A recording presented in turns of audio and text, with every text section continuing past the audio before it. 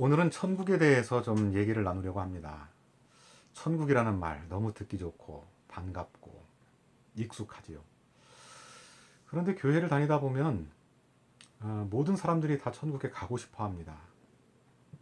그런데 놀랍게도 예수님은 천국이 여기 있다 저기 있다 할 것이 아니다라고 말씀을 하세요. 그 장소의 개념이 아니라는 것을 우리에게 시사하고 있습니다. 그러면 이 천국이라는 말의 뜻이 뭘까요? 하늘나라, 하나님 나라, 뭐 어떤 게 맞을까요? 갑론을박하면서 서로들 이게 옳다 저게 옳다 그렇게들 얘기를 하는데, 자, 하늘이라는 말과 하나라는 말이 그게 다른 말일까요? 우리말에 하나 둘 셋 넷 이렇게 세는 그 방법이 있잖아요. 하나 둘 할 때 하나 둘 셋, 뭐 셋까지만 한번 생각해 봅시다. 그러면 하늘의 반대가 뭡니까? 땅이죠.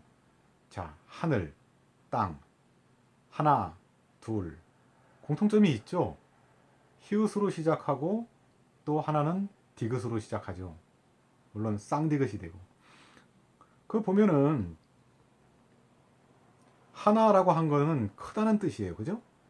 왜 크냐? 나눠지지 않았기 때문에 큰 거예요. 둘이라는 것은요, 나누어졌기 때문에 하나보다는 작아진 거예요.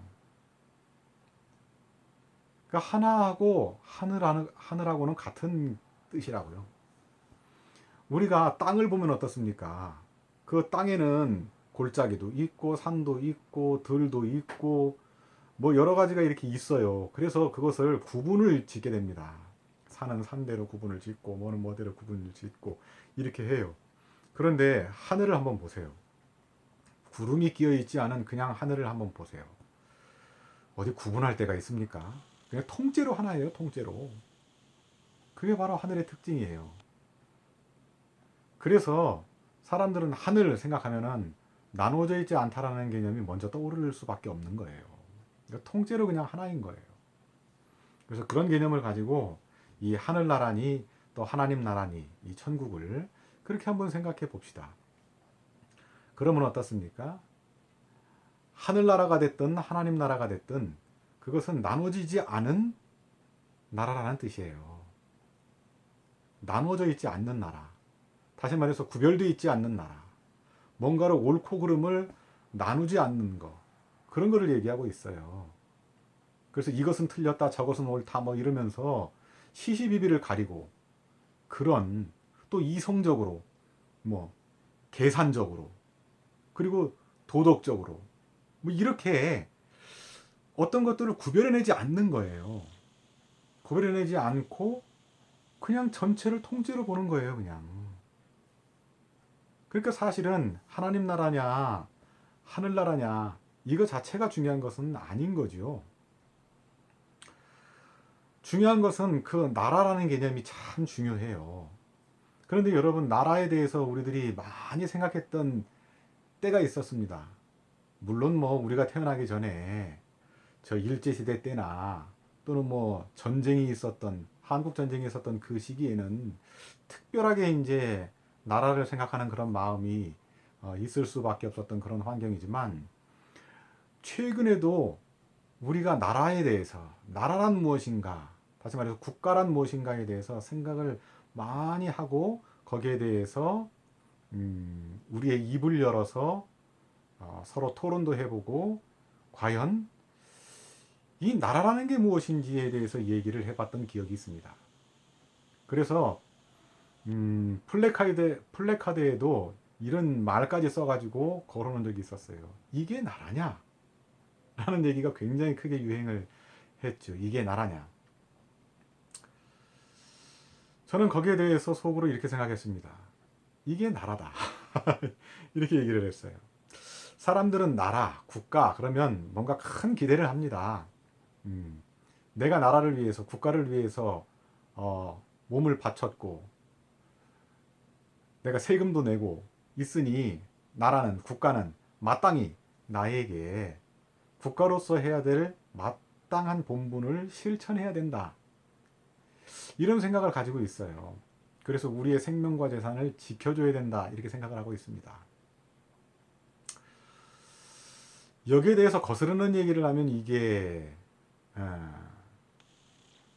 국가주의자 아니냐 뭐 이렇게 생각할 수 있지만 전혀 그런 거 아닙니다. 오히려 국가주의자가 아니기 때문에 이 생각을 얘기할 수 있는 거죠. 뭐냐면요, 국가라고 하는 것은 사실 그렇게 좋은 게 아닙니다. 통치하는 자 입장에서는 국가는 굉장히 좋은 건데 통치 당하는 자의 입장에서는 국가라는 게 그렇게 좋은 게 아니에요. 국가, 다시 말해서 나라라고 하는 거, 이게 바로 다스림이라는 뜻이에요. 다스림. 다스린다라는 거는 통치라는 뜻이잖아요. 영어로 reign이라고 하는 거잖아요. 이게 바로 헬라어로 바실레이아라는 말로 기록됐습니다. 바실레이아. 이것은 통치하다, 지배하다, 다스리다 이런 뜻이에요. 그게 바로 국가, 나라라는 뜻입니다.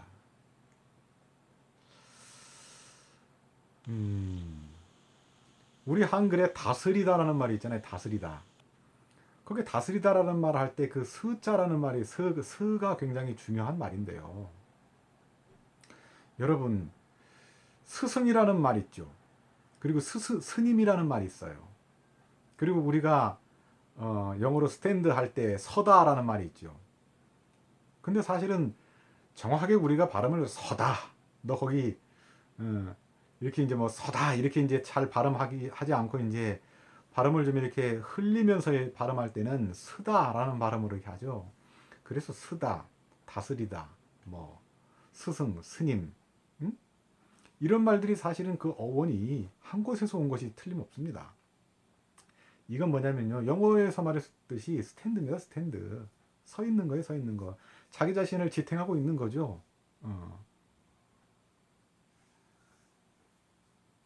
그 자기 자신을 다스린다라는 말이 자기 자신을 지탱한다라는 뜻이에요. 지탱한다. 그런데 그 지탱하는 것을 스스로 지탱할 것이냐, 아니면 의존적으로 지탱할 것이냐, 이게 굉장히 중요한 거예요. 그래서 나의 문제를 국가에다가 맡기고, 그러니까 외부에 있는 어떤 시스템에다가 맡기는 거, 이것은 궁극적으로 그렇게 바람직한 일이라 볼 수가 없습니다.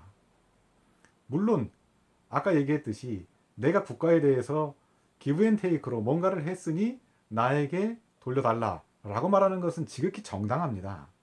정당한 개념이에요. 이게 바로 계약이죠. 계약. 계약이라는 것은 다시 말해서 율법이고, 율법이라는 것은 복음과 상반되는 그런 내용이기도 하다고 그랬잖아요. 물론 복음이라는 게 율법보다 훨씬 커서 사랑은 허다한 죄를 덮느니라라고 했을 때 그 관역의 테두리보다도, 그러니까 율법의 관역의 테두리보다도 사랑의 관역의 테두리가 훨씬 커서, 다시 말해서 복음의 관역의 테두리가 훨씬 커서 모든 것을 다 덮는다, 이 얘기를 지난번에 말씀드린 적이 있어요. 그것처럼 우리는 율법적으로 어떤 계약을 해서 내가 기부했으니 마땅히 내가 테이크 해야 된다, 주었으니 받아야 된다, 이런 개념으로 봐도 되지만, 자, 그 앞에 이제 수식어가 하나님 또는 하늘이라는 말이 붙었을 때 이것을 해석하면 어떻게 됩니까? 다스림이 없다라는 말하고 같은 말이 되는 거예요. 다스림을 구별 없이 하는 거예요. 다스림을 이성적으로, 합리적으로, 또 계산적으로 그렇게 해서 뭔가 옳다, 틀렸다 이렇게 하면서 그것을 지탱하는 것이 아니라는 거예요. 그래서 하나님 나라 또는 하늘나라라고 하는 것이, 그 통치가 의미가 있는 거예요. 그러면 이제 지옥이라는 것도 생각해 볼 수가 있겠죠. 그 지옥이라는 개념이 어떤 개념이겠습니까? 그것은 천국의 개념과 반대되는 개념이라고 우리가 알고 있듯이, 바로 지옥이라는 것은 타율에 의해서 움직여지는 거예요. 타율에 의해서 내가 서는 거예요. 어떤 보조장치에 의해서 서는 거고, 그러면 그것은 반드시 대가를 치르게 되어 있고 어떤 계산에 의해서 그것이 정해지고 이행되는 것입니다. 천국이라는 것은 무한한 자유예요, 사실은. 자유라는 말이 무슨 말입니까? 스스로 말미암는다라는 얘기잖아요. 말미암을 유자를 한번 생각해 보세요. 밭전자 위에 가운데 뭔가 하나가 싹 나와 있죠. 말미암을 유자요. 그게 뭘로 보입니까? 지난번에 설명했던 것 중에 하나를 예를 들어서 설명해 보면 태양을 예를 들어 봅시다. 태양 껍데기밖에 못 본다 그랬잖아요. 그 내용은 못 본다 그랬잖아요. 그런데 태양 껍데기를 보고 그 안쪽을 유추해서 우리가 상상해 볼 수 있다 그랬잖아요. 그래서 태양의 껍질이 바로 보이는 것이므로 그것은 실상이라고 그랬고, 그것은 믿음이라 그랬잖아요. 믿음은 바라는 것들이 실상이요 보이지 않는 것들의 증거다 그랬으니까. 태양의 중심이 보이지 않고, 그러나 그 태양의 중심을 유추해서 볼 수 있는 것이 태양의 껍데기이니까, 특히 태양의 이글이글 타오르는 그 홍염, 그리고 그 다른 데보다 온도가 조금 낮다라고 하는 그 흑점, 이런 것들이 말미암을 유자의 위 가운데 이렇게 튀어나온 그 촉과 같은 거겠죠. 그거를 통해서 태양의 중심, 태양의 내부를, 태양의 상태를 우리가 유추해 볼 수 있는 거겠죠. 그러니까 이 스스로 말미암다라고 하는 얘기는 아무런 구별이 없는 스스로 어떤 이성적으로 합리적으로 계산적으로 이렇게 구별해내어서 그것을 옳고 그름을 시시비비를 가리고, 그리고 아름다움과 추함을 따로 구별해내고, 그리고 선함과 악함을 따로따로 규정지어서 그것대로 심판하고 그것대로 우리가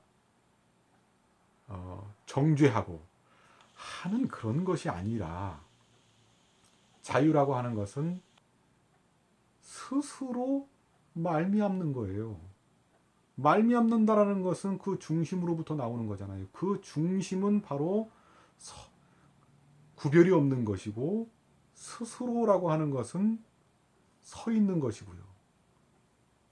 그래서 그런 개념들이 복합적으로 어우러지는 겁니다. 그래서 진정한 자유를 맛보는 것이죠. 천국은 진정한 자유가 있는 것이에요. 그러니까 우리가 자유의지라고 하잖아요. 자유의지. 하나님께서 우리에게 자유의지를 허락하였다라고 하는 바로 그 의미가 그런 것입니다. 하나님 자체가 자유의지인 것이에요. 율법을 넘어서는 겁니다. 율법은 다시 말해서 법률, 다시 말해서 문화라고 하는 것, 문명이라고 하는 것은 한시적으로 어떤 특정한 공간에 시공의 제약을 받으면서 특수한 목적에 의해서 목적주의를 가지고, 그러니까 목적주의죠. 목적을, 의도를 가지고 행하는 것이에요. 여기서 내가 행한다라는 얘기를 했는데, 그 행한다라고 하는 것이 바로 율법, 그러니까 율법을 행하냐 안 행하느냐, 이 말은 사실 율법의 그 진정한 의미를 알게 되면 그 말 자체가 굉장히 이상한 말이라는 걸 알게 돼요. 행한다는 것 자체가 율법이라는 말이에요. 복음이라는 것은 원래 행할 수가 있는 게 아닙니다. 그거는 제가 지난번에 말했듯이 실존적인 신앙도 율법에 해당된다라는 얘기했잖아요. 그러면서 우리는 복음을 만들어낼 수 없다, 지어낼 수 없다라고 그랬어요. 복음은 그냥 주어지는 것이에요. 자유의지는 그냥 주어지는 것이에요. 그거 내가 만들어내는 게 아니라고요. 라깡이라고 하는 정신분석학자의 말에 의하면 사람들은요, 타자의 욕망을 욕망한다라고 그래요. 이게 무슨 말이에요?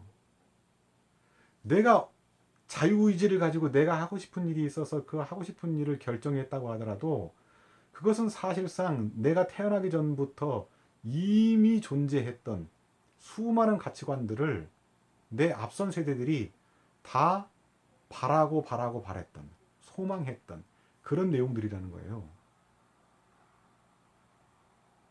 그래서 내가 언어를 습득하고 문화를 알아간 순간, 다시 말해서 내가 세상에 눈뜬 순간, 더 다시 말해서 내가 뭔가를 바라는 순간, 그 바라는 것 그 자체가 이미 이 세상의 가치관으로 바라고 있는 것이에요. 우리는 순수라는 것을 찾아보고 싶어 하지만 그 순수라는 것은 존재하는 것이 아닙니다. 그것은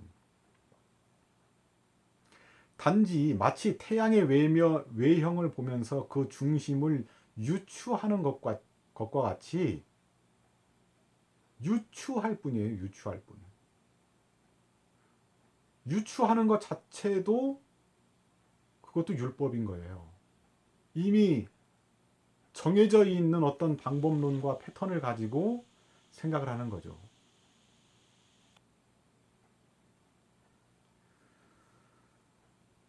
그러므로 이 천국이라고 하는 것은 절대로 우리의 노력이나 어떤 우리의 방법을 가지고 만들어낼 수 있는 것이 아니에요. 우리가 노력과 방법을 사용하는 것은 다 율법이라고 하는 테두리 안에 항상 있는 것입니다. 그래서 그것은 항상 법적인 판단을 받게 되어 있고 도덕적인, 윤리적인 판단을 받게 되어 있는 거예요. 그러니까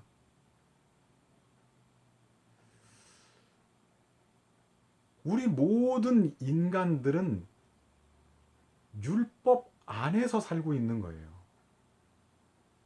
그런데 단지 그 율법의 테두리 안에 살면서 우리가 그 율법을 어길 수밖에 없는 환경과 처지에 놓이게 되고 우리는 숨 쉬는 순간순간마다 그 율법을 어기게 되어 있는 거예요. 그것은 바로 땅의 나라죠. 땅의 나라.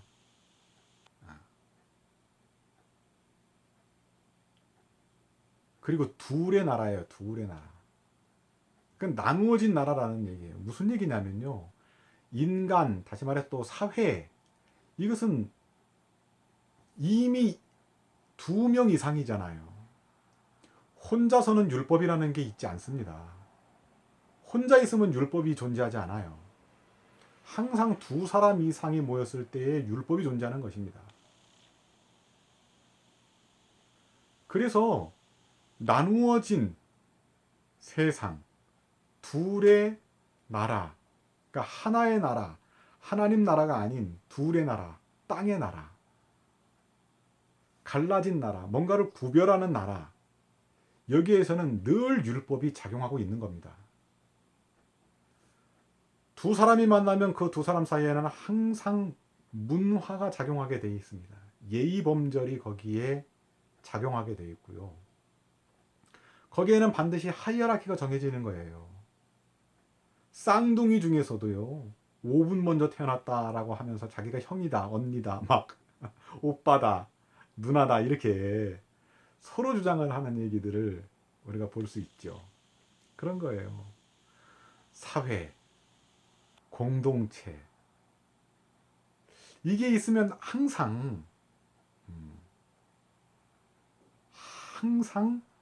율법이 거기서 적용된다라고 하는 거예요. 그러니까 국가라는 거하고 사회, 공동체 이거는 개념이 좀 다른 겁니다. 국가라는 것은요 정치 체제예요. 정치 체제. 다시 말해서 다스리는 거예요. 다스리는 거. 법이 적용되는 거라고요.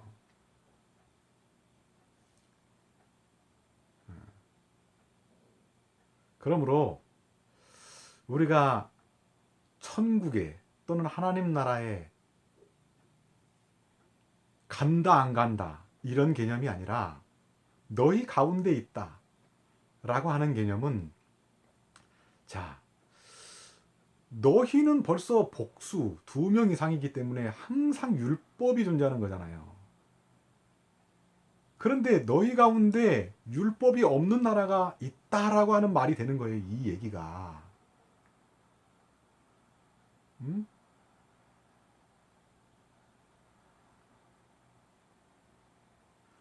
구별이 없고 거기서 갈라냄이 없고 갈라침이 없고 그리고 그것을 시시비비를 가리지 않고 모든 허다한 죄를 덮고, 응?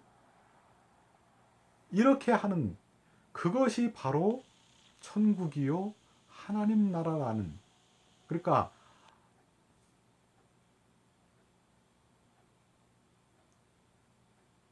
다스림이라고 하는, 자유라고 하는, 자유의지라고 하는 그런 것이 거기서 이루어지게 된다는 거예요. 그런 의미를 얘기하고 있는 거예요.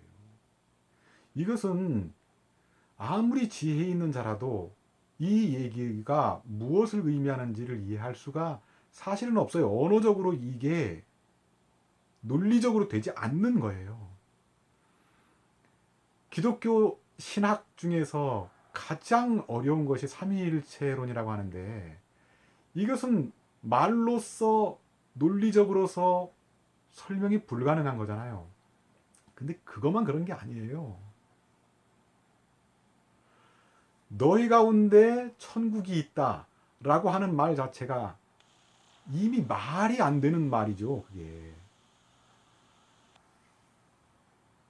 인간이 언어적 존재이기 때문에 언어가 가장 의사소통하는 데에 유리하기 때문에 그 방법론을 사용하고는 있으나 그 언어에는 늘 한계가 있어서 이렇게 파헤쳐서 들어가 보면 그 말 자체에 모순이 있어서 말이 안 되는 말들을 우리는 할 수밖에 없는 거예요. 그러나 그 의미가 무엇인지 아리까리 하나마 어떤 느낌으로 느껴볼 수 있다는 거예요. 그리고 그것이 굉장히 좋은 거다라는 것을 우리가 알 수 있는 거예요. 하나님 나라, 천국은 우리 가운데 있다. 얼마나 좋습니까?